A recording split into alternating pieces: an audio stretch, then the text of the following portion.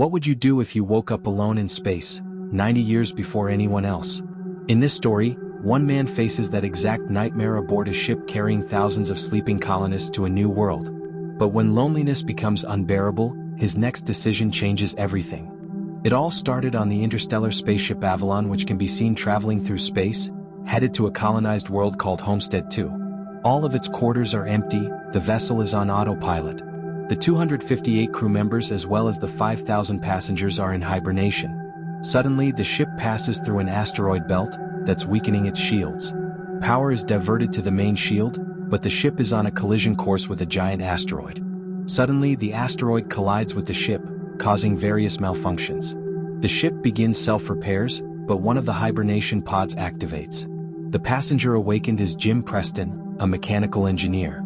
His pod opens and an automated system assists with his awakening, telling him that he spent 120 years in suspended animation and that the ship is only 4 months away from Homestead 2. He's told that he will be able to spend that time enjoying the luxurious aspects of the ship. Jim receives instructions about his ID band, his cabin, and the primary activities he's to take part in prior to the arrival on the planet. Excited and nervous to meet the people on the ship, he gets ready, leaves his cabin and walks into an automated class meant for an entire learning group. Jim looks a little anxious as the hologram explains the situation on Earth, calling it overpopulated, overpriced and overrated. It tells him to hold his questions to the end of the lesson, but Jim keeps asking why he's the only one there. He realizes that the hologram can't answer him and goes to search for other people. He gets to the main concourse of the ship. No one is there either, but an automated informational desk offers to help. Jim asks to talk to a real person and it sends him off to talk to a steward, but when he finds that no one is there too, he asks to speak to the captain. When he gets to the bridge, even though he doesn't have access to go inside, he can see that none of the main crew is awake either. Jim eventually goes to the observatory, where he finds out that the ship is actually 90 years away from Homestead 2. He realizes that he woke up too soon, so he rushes back to the concourse and sends a message back to Earth asking what he should do, because he doesn't know how to get back into hibernation. The communication system informs him that the overpriced call to Earth would take approximately 55 years to get an answer back. Jim is devastated. He walks around and finds the ship's bar, where he sees another person. As he's talking to the bartender, something seems strange about him. When he goes to get him a drink, Jim realizes that he's an android. It's called Arthur. Jim wants to find out more information from him, but he can't even explain to the android how it's possible for him to be there ahead of time. Jim awakens in his cabin the next day and goes to the cantina, where he quickly realizes that most of the things on the menu are reserved for gold-class passengers only. He gets his plain coffee and attempts to figure out how to fix his hibernation chamber. After he gets all the tools, he manages to get it operating and lies down inside of the pod. But nothing happens. Next, he decides to use the tools he found to get into the crew's hibernation chambers. That doesn't work either. Small malfunctions happen around the ship. Jim keeps returning to the bar to drink, but mostly to talk to Arthur. The android gives him some advice that convinces him to break into one of the gold class rooms and try to have some fun on the ship. Jim tries all the restaurants, the games, the entertainment system. But as time passes, he becomes even more miserable to be there alone. One day, he gets intoxicated and wanders around the hibernation pods, when he stumbles into an airlock with spacesuits designed for spacewalks. Jim gets into a suit and goes to the airlock, pushes a lever and then the button to release the airlock door. Once outside the ship, he's mesmerized by the view. He's the only conscious human being experiencing that moment in time. Jim releases the magnets on his boots and floats in space, feeling devastated. He comes back inside, takes off the suit, but goes back to the airlock without it on. He pulls the lever, ready to end it all, but changes his mind in the last moment, runs back inside and slips on a bottle. Jim stands up and is instantly drawn to a woman in one of the pods, named Aurora. He searches for her files in the directory and listens to her passenger interview, becoming enamored with her. Later, he's seen sitting next to her pod, still listening to her interviews. Back in the bar, he's reading some of her work and is talking to Arthur about her writing. He becomes obsessed with the irony of his situation, going to another planet for a better life, waking up early and not getting there, and finding his perfect woman, only for her to be out of reach. Jim keeps thinking about her and starts getting the idea to wake her up too. He talks it over with the android, but he doesn't understand the conundrum. If he wakes her up for his own benefit, he'd be stranding her there with him to perish on the ship. Jim decides against it first, but as time goes by he can't let it go. Until one day he changes his mind. He goes to her pod and manages to activate it. As she's waking up and going through the same process as he did, he hides and goes back to his room. A little bit later he goes to the main concourse hoping to find her. And there she is, just as confused as he was a year ago. Jim tells her they're the only ones awake and takes her to the observatory. Then he tells her that he can't get to neither the crew nor the main commands of the ship. Aurora freaks out and wants to get back into her pod. When they get to it, Jim explains that there is no special equipment on the ship that can help them get back into hibernation, effectively telling her that they're stranded. They go back at the concourse and he tells her that she should rest, since she just came out of hibernation. She feels sorry for him, having to spend more than a year alone on the ship. Jim goes back to the bar, feeling regretful about what he did. He asks Arthur not to tell Aurora that he was the one that woke her up. The next day, Aurora awakens. She goes back to the concourse and asks the automated info desk about the hibernation pods. Jim joins her there and they go to get breakfast. As they leave, the info desk has some sort of malfunction. In the cantina, Aurora realizes that Jim has been eating the same breakfast for more than a year and gets him one of the gold-class menus. They talk about the possibility to fix the pods, but unlike Jim, Aurora isn't ready to give up. She searches through the infirmary, then goes through research documents, eventually ending up at the crew's hibernation quarters attempting to break the doors open. Jim notices more malfunctions throughout the ship. Sometime later, Aurora laments about her life on the Avalon. She writes, jogs around the ship and swims in the pool, becoming more and more aware of her situation. She goes to the cantina to interview Jim, thinking that his story might be interesting. She asks why he immigrated to the colony. Jim answers with slogans from the company first, but then further explains that he hopes that on the new world he could be somebody, he could build a life. Later they end up in the observatory and Aurora finally shares her reason to be there. Unlike the other passengers on the ship, she has a round-trip ticket. Her idea was to go to Homestead 2, live there for a year and come back to Earth, to become the first journalist that has ever done that, writing the greatest story that ever was. Aurora slowly gives up on finding a way to fix their current predicament and Jim figures out a way to cheer her up. He takes her dancing, to the cinema and to the basketball court. Lastly, he takes her to the bar to meet Arthur. She relaxes for a bit until she remembers their situation. Jim is left alone with the android, feeling awful about what he's done to her. The next moment he's seen tinkering with something and in the other Aurora walks into the observatory to find a miniature of the Chrysler building he made for her. Sometime later they go on a date at the bar. They have dinner and share stories about their lives. She tells him that her father died when she was a teenager. After the dinner, Jim takes Aurora to the airlock and they get into the spacesuits. They go out for a spacewalk together. Jim finally has someone to share that magnificent experience with. Jim switches off the magnets on their boots and they float together in space. They come back inside and immediately kiss, retreat to his cabin and sleep together. Soon after they start living like a couple.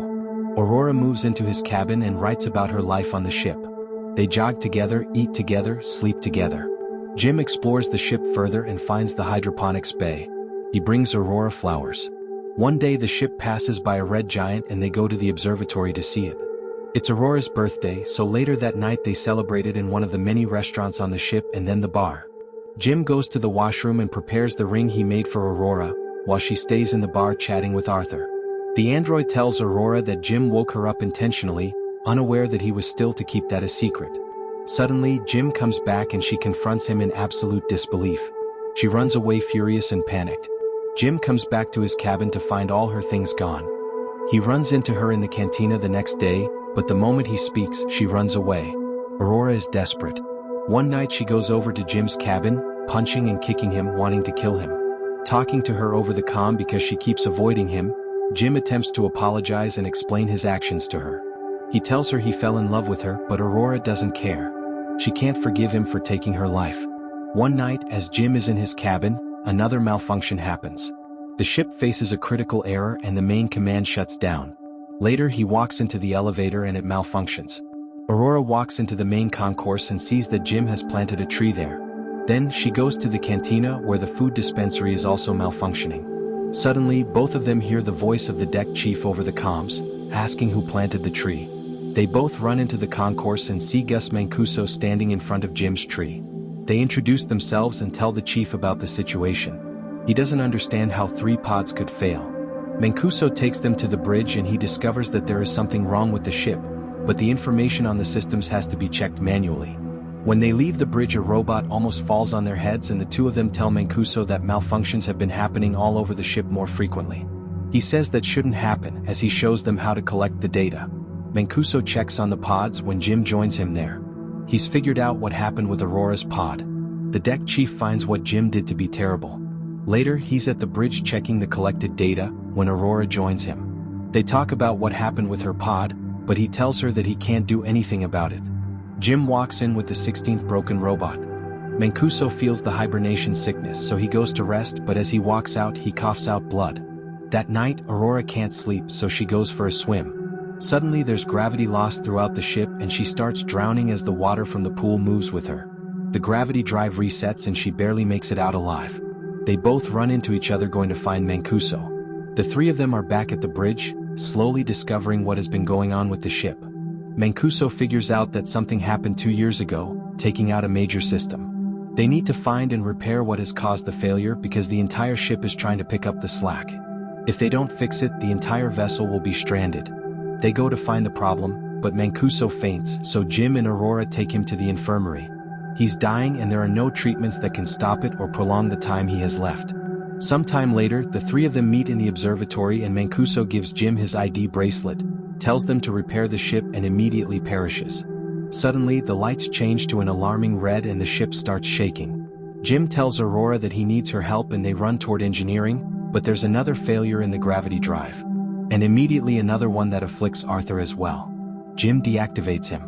They finally arrive in engineering and start looking for the problem. They find it in the power plant, and as they open the hatch, Aurora gets sucked in. The asteroid has caused a breach in the hull in that area. Jim gets sucked in too, but he holds on to the hatch as it keeps closing on him. Eventually he gets sucked in too, but they quickly manage to seal the breach. Instantly after fixing that problem, Jim realizes that there is more than one breach in the hull. The two of them follow the trajectory of the meteor and find that it has hit the reactor control computer. Jim thinks he can find replacement parts for it. They find the part and change it, but the process of venting the reactor still fails. They do it manually, but it fails again. Jim figures out that he needs to open the vent door from outside of the ship so they can cool the reactor down. Both of them go to the airlock, and as he's getting ready to go out, he gives Aurora Mancuso's bracelet because he might not come back. She assists him with the suit, and as he walks into the airlock, she tells him to come back because she can't live on the ship without him. Aurora goes back to the reactor where the temperature has hit critical heights. A bolt from the reactor propels into her arm, as Jim is getting closer to the vent from the outside and sees the door. The temperature rises in the reactor room, while he is attempting to bypass the vent door to open it. He soon realizes that he'll have to manually hold the door open so the reactor can vent, and he tells Aurora. She doesn't like the plan, but he goes ahead with it and tells her to vent the reactor. She doesn't want him to perish and they argue, but he tells her that they have to save the other people, and she vents the reactor. The process is successful, but the fumes from the reactor push Jim away and break his tether. The pressure in his suit is dropping too. He tells Aurora what happened and she moves as fast as she can to get to another suit and bring him in. He apologizes to her again. She puts on a suit and flies out to get him, but her tether is too short. She's pulled back, but suddenly grabs onto his tether and manages to pull him in. Aurora drags Jim into the infirmary, only to find out that he's already deceased. She uses Mancuso's bracelet to override the medical protocols and to resuscitate him. The medical pod does the work automatically and revives Jim. Aurora forgives him. Later, Aurora repairs Arthur and they give Mancuso a proper space burial. Jim takes her to the infirmary and tells her that he's found a way to use the medical pod as a hibernation one. He tells her to get inside the pod and ride out the rest of the journey in there. But, as is later revealed, she declines and decides to stay with him, awake on the ship. Jim finally proposes to her and they live out their lives on the ship.